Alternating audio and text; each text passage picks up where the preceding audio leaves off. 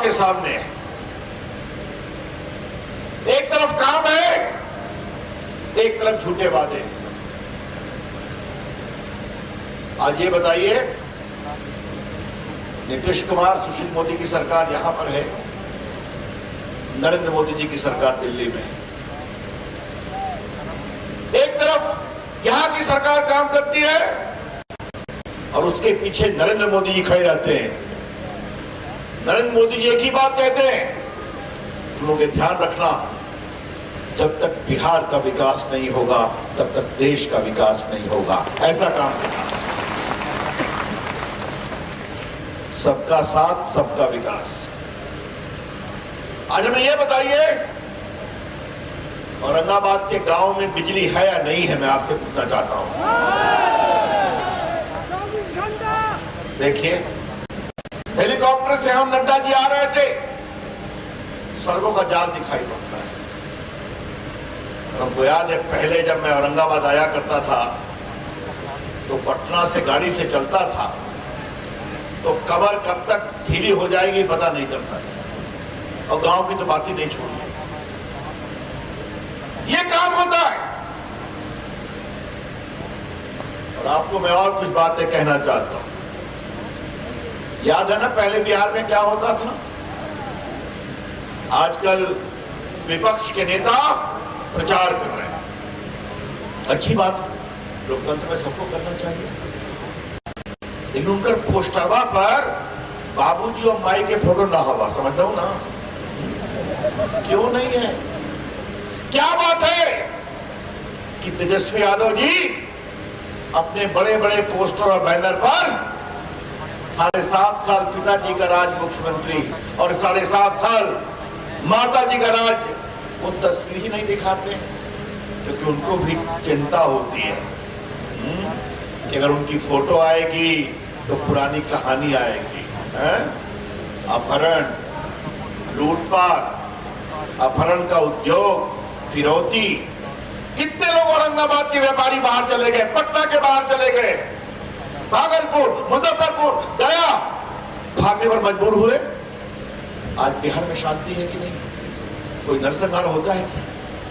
मुझे मालूम है, मंत्री के रूप में रामाधार जी ने भी बहुत अच्छा काम किया तो वो बिहार के मंत्री, ये मैं कहना चाहता हूं। अभी वो मेडिकल कॉलेज की बात कर रहे हैं।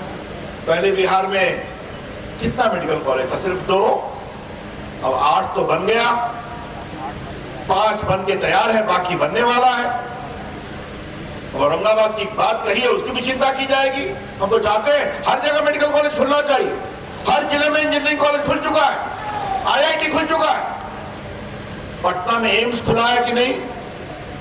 जरा याद करिए तो, ये मोबाइल अगर राय राज में लेके चलते तो क्या होता? बस देखिए, हमने क्या तय किया कि अभी तक हम प्रधानमंत्री जी 15 अगस्त के पहले हम लोगों से सवाल पूछते हैं, बताओ क्या सलाह देते हो, बोलो, मुझे क्या बोलना चाहिए लाल किले से। तो हमने कहा कि सर आपने हर जगह सड़क ला दिया, बिजली ला दिया, बिहार में नीतीश कुमार की सरकार ने भी काफी मदद किया, अब आप हर गांव में ऑप्टिकल फाइबर इंटरनेट ला दीजिए। तो उन्होंने घोषणा कर दी कि 1000 दिन में भारत के 6 लाख गांवों में ऑप्टिकल फाइबर इंटरनेट आएगा। मैंने उनसे कहा कि सर मैं बिहार में शुरू कर दूं? उन्होंने कहा जाओ करो। आज औरंगाबाद के नौजवानों, औरंगाबाद सहित बिहार के 45,000 गांव में आने वाले 6 महीने में ऑप्टिकल फाइबर इंटरनेट आने वाला है आपके भविष्य के लिए। रविशंकर जी ने आपके सामने बताया कि किस तरीके से ऑप्टिकल फाइबर बिछाया जा रहा है, किस तरीके से आज 2 लाख गांव तक ऑप्टिकल फाइबर पहुंच गया है, किस तरीके से मोदी जी ने डिजिटल इंडिया के तहत गांव को डिजिटल बना दिया है। कम्युनिटी सर्विस सेंटर CSC लगभग 3 लाख से ऊपर बना दिए हैं। सबने विकास की कहानी कही, लेकिन मित्रों याद रखना कि यही बिहार की धरती पर 15 साल पहले कोई चुनाव लड़ने आता था तो वो क्या भाषण देता था? वो भाषण देता था कि हम ई जात बा ऊ जात बा, हम गंगा के ई पार बा हम गंगा के ऊ पार बा, हम हिंदू बा मुसलमान बा, करते थे कि नहीं करते थे बताइए? समाज को बांट करके चुनाव लड़ते थे कि नहीं लड़ते थे? इस पार से उस पार की लड़ाई होती थी कि नहीं होती थी? ये नरेंद्र मोदी जी जब से भारत की राजनीति में आए तब से भारत की राजनीति का चाल चरित्र संस्कृति बदल डाली और विकास की नई कहानी लिख डाली। इस बात को हमको समझना चाहिए। आप बताइए, मोदी जी एक समय बोलते थे कि नहीं कि जनधन में खाता खोलो बोलते थे कि नहीं बोलते थे? तो सब लोग बोलते थे कि जनधन में खाता क्यों खोला जाए और हमारे विरोधी हमारा मजाक उड़ाते थे। यही जनधन खाता लॉकडाउन की अवस्था में न पोस्ट मैन न पोस्ट ऑफिस न मनी ऑर्डर, सीधे सीधे 20 करोड़ बहनों के खाते में 1500 रुपए पहुंचाने का काम किया। तो नरेंद्र मोदी की सरकार ने किया, ये हम आपको बताना चाहते हैं। उनके यहां चूल्हा जलने का इंतजाम किया। 8 करोड़ बहनों को 3 महीने के लिए 3-3 सिलेंडर दिए।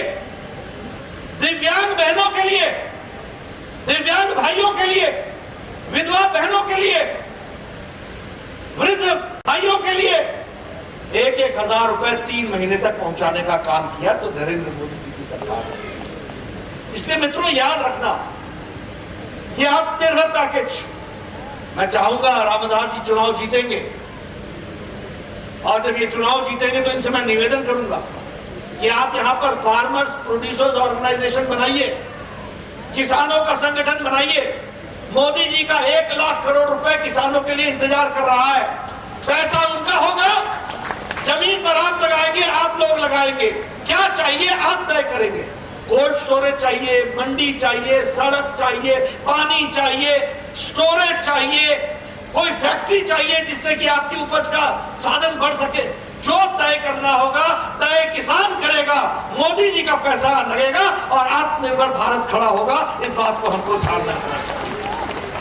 मित्रों, मैं यही पढ़ा हूं, मेरा बचपन यहां गुजरा है। अगर 2 घंटे भी बिजली आ जाती थी ना, 2 घंटे, आप लोगों को याद नहीं होगा, तो हम लोग कहते थे आई आई आई, और जब तक आई आई बोलते थे तब तक गई गई गई।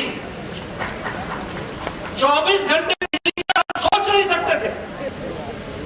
और किसान उस समय जनरेटर लगा करके अपने कटाई का काम करता था और पंप चलाता था। आज आपके लिए अलग से फीडर लगा है। 18,000 गांव में बिजली पहुंचाई मोदी जी ने 1000 दिन के अंदर, 1000 दिन के अंदर 18,000 गांव। और उसी तरीके से लगभग 2 करोड़ घरों में सौभाग्य योजना में बिजली पहुंचाई। आप यहां 1 करोड़ के, आप 66 लाख के आसपास लोगों के घरों में बिजली पहुंचाई है। यह काम मोदी जी ने किया है। इसलिए मित्रों, अगर मैं बात करूं हमारे स्वच्छ भारत की, तो आपको याद होगा, मैं ये सारी बातें आपको इसलिए सुना रहा हूं कि देखिए, उजाले का महत्व तो तब होता है जब अंधेरा पता। उजाले के महत्व के साथ साथ ये भी कहूंगा, विकास का महत्व तो तब पता चलता है जब अर्ध विकसित हालत में हम होते हैं, तब हमको पता चलता है कि विकास का महत्व क्या होता है। आरजेडी के बारे में तो मैं आपको बताना चाहता हूं, ये वही लोग हैं जिन लोगों ने अराजकता बिहार में फैलाई थी। मैं सही बोल रहा हूं? मैं सही बोल रहा हूं? गुंडागर्दी हुई थी कि नहीं हुई थी? आप बताइए, अपहरण उद्योग चलता था कि नहीं चलता था? आज ये नौकरी देंगे, ये तो नौकरी छोड़ो, नौकरी करने वाले को लेने वाले बने हुए थे। आप बताइए, बिहार पलायन कर रहा था कि नहीं कर रहा था? बिहार के लोग बाहर जा रहे थे कि नहीं जा रहे थे? किस मुंह से ये आपसे वोट मांगने आ रहे हैं? अराजकता की हद सुनाऊं आपको। गोपालगंज का डीएम दलित था, कृष्णैया उसका नाम था। गोपालगंज से पटना आ रहा था, गाड़ी से उतार करके उसकी जान ले ली। लालू प्रसाद जी बिहार के मुख्यमंत्री थे। आज का डीजी तो डायरेक्टर जनरल पुलिस है, ये एसपी होता था। शहाबुद्दीन ने इसको गोली मारी थी और गोली मारने के बाद भी दंदनाता रहा। जब नीतीश कुमार को आपने मुख्यमंत्री बनाया तब शहाबुद्दीन जेल के अंदर गया।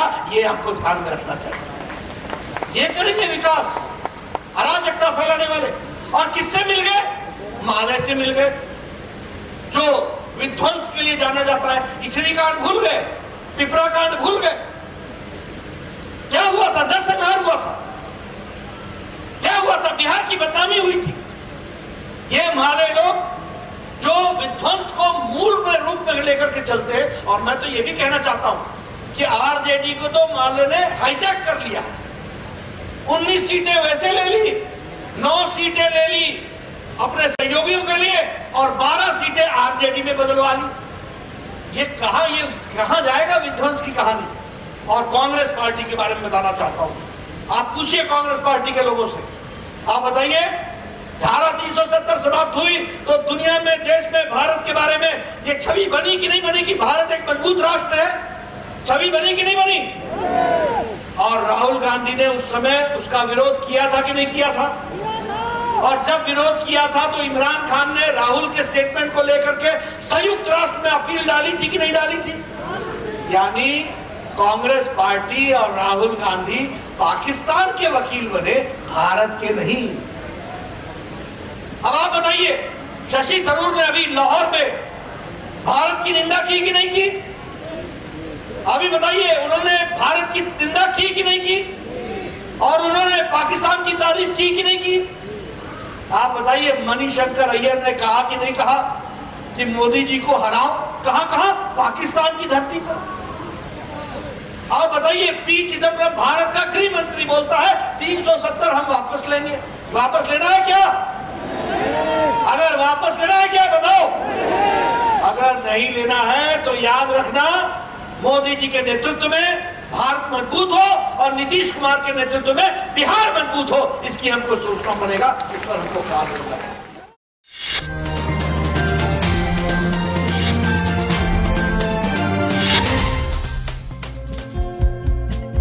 हमारे चैनल को लाइक, शेयर और सब्सक्राइब जरूर करें और नई अपडेट्स के लिए बेल आइकन दबाना ना भूलें।